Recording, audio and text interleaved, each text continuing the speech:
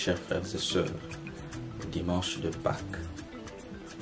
La Pâque est une fête très importante dans le christianisme.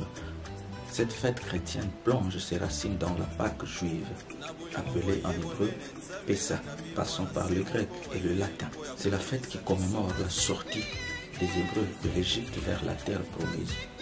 Selon certaines sources, le mot hébreu Pessah vient du verbe passa qui signifie passer avant et parmi.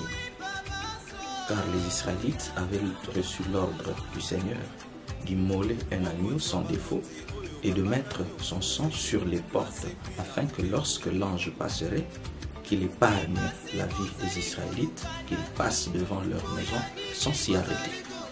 La Pâque chrétienne où nous célébrons la mort, la résurrection du Christ est donc l'accomplissement des promesses que Dieu a faites à son peuple à travers les prophètes. Si la Pâque juive signifie le repas, la sortie et la traversée de la mer Rouge, alors la Pâque chrétienne signifie la Sainte Seine, la passion, la mort et la résurrection du Christ. Si le repas pascal des Hébreux était important pour leur donner la force afin de voyager pour leur libération, ainsi le repas pascal chrétien est important pour nous donner la force physique et spirituelle de pouvoir traverser ce passage, traverser notre vie pour rejoindre le Christ qui nous a donné la vie à travers sa résurrection. Le repas pascal chrétien signifie la Sainte Seine, la passion, la mort et la résurrection du Christ. L'Eucharistie est le moment idéal de la rencontre entre l'homme qui communie et le Christ qui est communié. Car Jésus dira, « Celui qui mange ma chair et boit mon sang demeure en moi et moi en lui. Et moi je le ressusciterai au dernier jour. » Jean chapitre 6, versets 54 et 56. Avant d'arriver à la résurrection de la chair à la fin du temps, Jésus nous invite déjà à ressusciter en esprit, en célébrant cette Pâque bien sûr.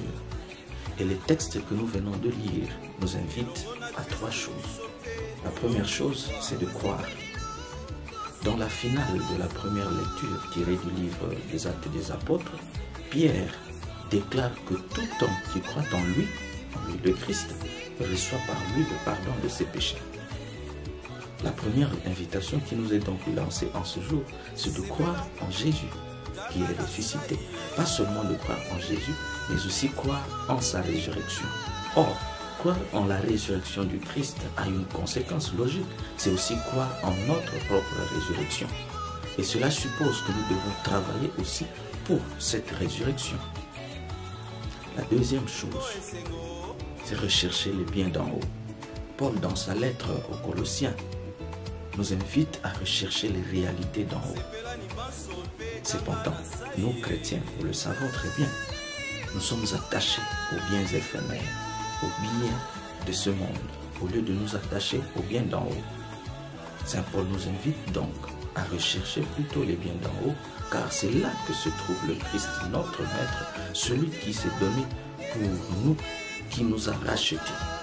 Et il nous attend là où il est. Ainsi, nous devons déjà nourrir ici sur terre le goût des biens d'en haut, les rechercher à tout moment pour que nous puissions déjà participer à cette vie qui nous attend. La troisième chose, c'est être témoin. À l'instar des femmes, Marie-Madeleine et les autres, qui étaient témoins de la résurrection du Christ, eh bien, nous n'allons pas demander d'aller à la tombe de Jésus pour que nous puissions être témoins de cette résurrection, et de par le fait que ceux qui ont vécu cet événement nous l'ont raconté, et dans notre foi, nous croyons aussi que le Christ est ressuscité, et donc nous pouvons dire que nous sommes témoins de cette résurrection parce que nous croyons en cela.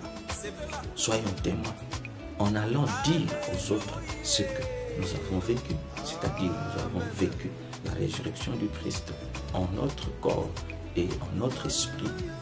Nous avons parcouru avec lui tout ce temps que l'Église nous a donné. Ainsi, nous pouvons dire aux autres que nous sommes témoins de la résurrection du Christ. Mais il ne suffit pas de le dire verbalement, nous devons aussi vivre cela. Cela signifie que nous devons vivre désormais comme des personnes qui participent à cette nouvelle vie que le Christ nous apporte. La vie de la liberté des enfants de Dieu. Pas la vie du libertinage en faisant n'importe quoi, mais en vivant selon le principe de la nouvelle vie, la vie du ressuscité. Le Christ qui est ressuscité ne vit plus selon les critères de la chair, mais selon l'esprit. Et donc nous aussi, qui croyons en cette résurrection, qui participons déjà à cette résurrection, devons être témoins de cette résurrection en vivant selon la vie en esprit et non plus selon la chair. L'invitation donc qui nous est lancée pendant cette fête de Pâques, c'est d'annoncer cette bonne nouvelle de la résurrection du Christ, la joie du ressuscité qui doit inonder nos cœurs. Et cette joie ne peut pas se limiter dans nos cœurs, nous devons la partager avec tous les autres. Loué soit Jésus-Christ.